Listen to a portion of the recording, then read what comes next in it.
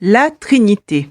Alors comment expliquer aux païens, ou même à certains chrétiens d'ailleurs, que nous ne prions pas trois dieux différents? La Trinité est un sujet théologique qui fait débat et qui cause souvent des divisions dans le corps de Christ. Et ça, c'est une œuvre du diable. La Trinité est un sujet théologique qui prend des heures ou des jours d'études en temps normal. Chose très étonnante pour un sujet aussi simple. Et tout le problème se trouve là. Lorsqu'un païen, un non-croyant ou même un jeune converti ne comprend pas la Trinité, c'est normal, on va dire.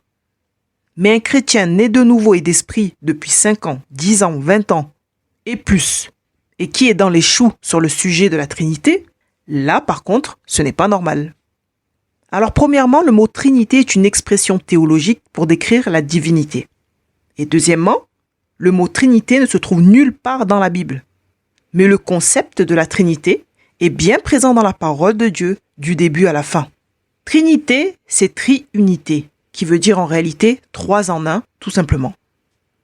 S'agit-il de 3 dieux différents pour autant? Bien sûr que non. La Bible est claire sur le sujet. Il n'y a qu'un seul Dieu. Écoute Israël, l'Éternel notre Dieu est un seul Dieu. Ensuite, nous lisons aussi dans la Bible qu'il est écrit dans les commandements: tu aimeras le Seigneur ton Dieu de tout ton cœur, de toute ton âme et de toute ta pensée. Il n'est pas écrit tu aimeras les seigneurs tes dieux. Il est bien écrit le Seigneur ton Dieu. Cependant, nous avons d'autres informations dans la Bible qui peuvent porter à confusion lorsque nous ne cherchons pas à comprendre qui est Dieu. Par exemple, Genèse 1.1 nous dit quoi? Au commencement, Dieu créa le ciel et la terre. Ici, Dieu se traduit en hébreu par Elohim. Et Elohim a une forme au pluriel. Alors c'est bizarre, on vient de dire que Dieu est un. Et puis là, on dit que Elohim a une forme au pluriel. Eh bien justement, le concept de la Trinité se trouve là. 3 en 1. Il n'y a qu'un seul Dieu, sous 3 formes, avec 3 fonctions différentes. Il y a le Père assis sur le trône, il y a le Fils Jésus-Christ qui est la parole de Dieu venue en chair et qui est 100% Dieu, et il y a le Saint-Esprit qui est 100% Dieu et qui lui aussi a toujours été présent. La Bible nous révèle que le Saint-Esprit était présent dès le commencement. Genèse 1.2 nous dit: la terre était informe et vide. Il y avait des ténèbres à la surface de l'abîme, et l'Esprit de Dieu se mouvait au-dessus des eaux. L'Esprit de Dieu qui se mouvait au-dessus des eaux, c'est le Saint-Esprit. Donc, au commencement, Dieu a parlé pour créer. Il a créé par sa parole, et sa parole vivante créatrice, c'est Jésus-Christ. Et le Saint-Esprit s'est exécuté, il s'est mis en mouvement. Ensuite, nous voyons vraiment que le concept de la Trinité est partout dans la Bible. Dans Genèse 1.26, il est écrit: puis Dieu dit, faisons l'homme à notre image, selon notre ressemblance. Ici, nous avons encore le pluriel qui revient parce qu'il s'agit du Père, du Fils et du Saint-Esprit. Dieu n'a pas dit « je vais faire l'homme à ma ressemblance », mais il a dit « faisons l'homme à notre ressemblance, à notre image ». Et quand il est écrit « à notre ressemblance, à notre image », Dieu ne fait pas référence à la couleur de peau, la forme du visage, la couleur des yeux ou la texture des cheveux. Ça n'a rien à voir. À notre ressemblance, à notre image veut dire avec notre concept de la Trinité, avec 3 fonctions. C'est pourquoi l'homme a été fait corps, âme et esprit. Et pour boucler la boucle, Dieu a ajouté la pensée de l'éternité dans le cœur de l'homme. La pensée de l'éternité, c'est comme l'empreinte de l'Éternel, du Créateur, dans le corps de l'homme. C'est d'ailleurs une des raisons pour laquelle l'homme n'aura aucune excuse au jugement dernier. Dieu a tout mis sur la terre pour que l'homme recherche sa face. Il a envoyé des prophètes, des anges, des serviteurs, des prédicateurs. Il a envoyé sa parole, Jésus-Christ, fait chair. Il a envoyé le Saint-Esprit. Et pour ceux qui méprisent tout ça, il y a l'œuvre de ses mains sur cette terre. C'est-à-dire toute sa création, la nature, les animaux, les beaux paysages, etc. Et si tu t'entêtes à ne pas croire, même avec ce que tes yeux voient et ce que tes oreilles entendent, Dieu a mis cette empreinte. Il a mis la pensée de l'éternité dans ton cœur. C'est la raison pour laquelle certaines personnes, dans l'article de la mort, changent de comportement, essaient de demander pardon, essaient de se racheter une conduite à la dernière minute, acceptent même de voir des prêtres, des pasteurs à la dernière minute. Pourquoi? Parce qu'il y a cette pensée de l'éternité qui revient. Même s'ils ont tout rejeté de Dieu toute leur vie, au moment de la mort, il y a quelque chose qui se passe. il y a cette peur de la mort. Cette peur de la mort, elle vient de là. Lorsque quelqu'un meurt sans Christ, la pensée de l'éternité devient une véritable angoisse en réalité. Mais la pensée de l'éternité, lorsque tu meurs avec le Seigneur, en Jésus-Christ, alors tu as la joie. C'est la raison pour laquelle tu entends parfois que telle personne est décédée et au moment de la mort, cette personne-là, elle avait un sourire sur son visage, elle avait l'air en paix, elle avait l'air heureuse. Une personne qui meurt en Jésus-Christ a la paix parce qu'elle sait que elle sera éternellement avec le Seigneur Jésus. Maintenant, si tu meurs sans Christ, quelle paix peux-tu avoir? Les gens qui ont rejeté Christ, qui ont rejeté Dieu et sa parole toute leur vie, qui ne se sont pas intéressés aux choses de Dieu malgré ce que leurs yeux voyaient concernant les œuvres de Dieu sur terre, cette pensée de l'éternité viendra les tourmenter à l'approche de la mort. Parce que c'est à ce moment-là que les gens commencent à se demander qu'est-ce qui va se passer quand je vais mourir, où je vais aller. C'est un stress total. C'est une angoisse. C'est terrible. Que se passe-t-il après la mort? Ce sont vraiment des questions que les gens se posent lorsqu'ils savent qu'ils vont mourir. Mais quelqu'un qui est sauvé ne se pose pas de telles questions. Il sait que, après la mort, il y a l'éternité avec le Seigneur. Mais celui qui est sans Christ est 2 fois mort. Mort sur cette terre et mort en enfer. Éternellement. Personne n'a d'excuse valable pour rejeter Dieu et sa parole, Jésus-Christ. Parce que Dieu a tout mis sur la terre, peu importe le siècle, peu importe la génération, Dieu a tout envoyé sur cette terre pour que nous puissions rechercher sa face.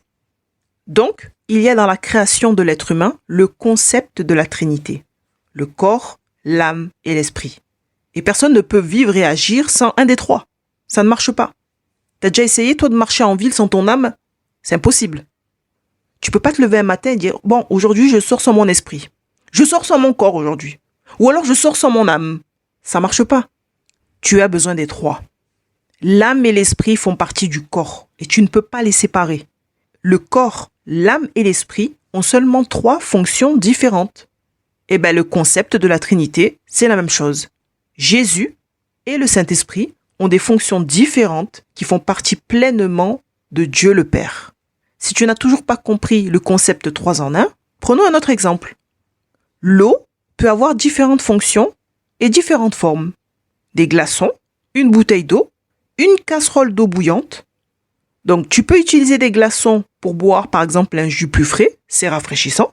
Tu peux boire une bouteille d'eau pour te désaltérer parce qu'il fait chaud dans la journée ou parce que tout simplement le corps en a besoin.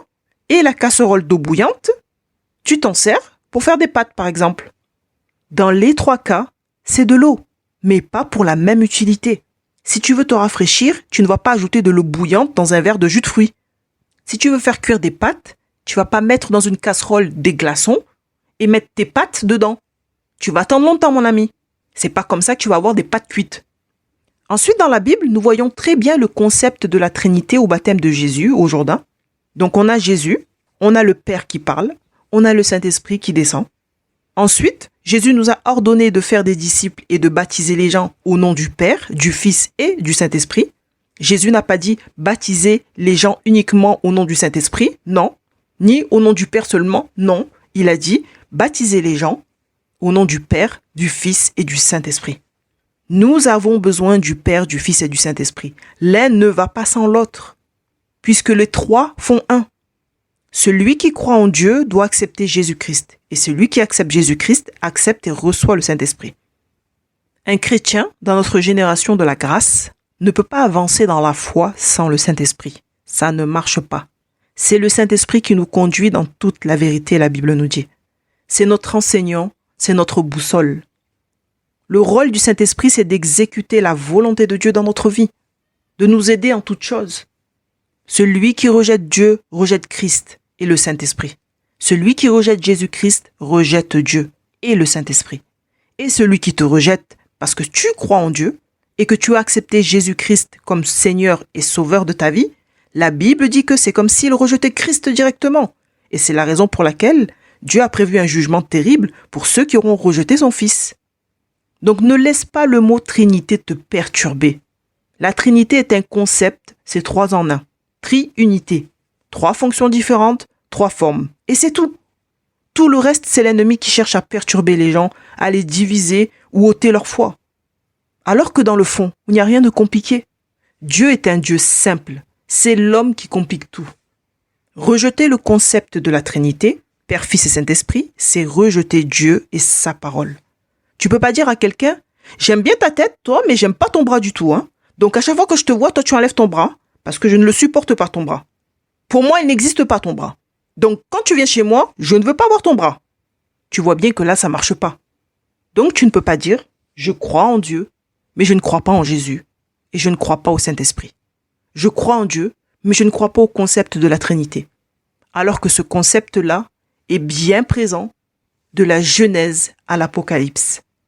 Et c'est vraiment une séduction de l'ennemi que de croire que ce sujet de la Trinité est compliqué. Aucun homme ne peut voir Dieu face à face et vivre. Alors Dieu a envoyé sa parole. Et sa parole, c'est Jésus-Christ, sous forme humaine, venu en chair. Et lorsque Jésus-Christ est allé à la droite du Père, il ne nous a pas laissés orphelins.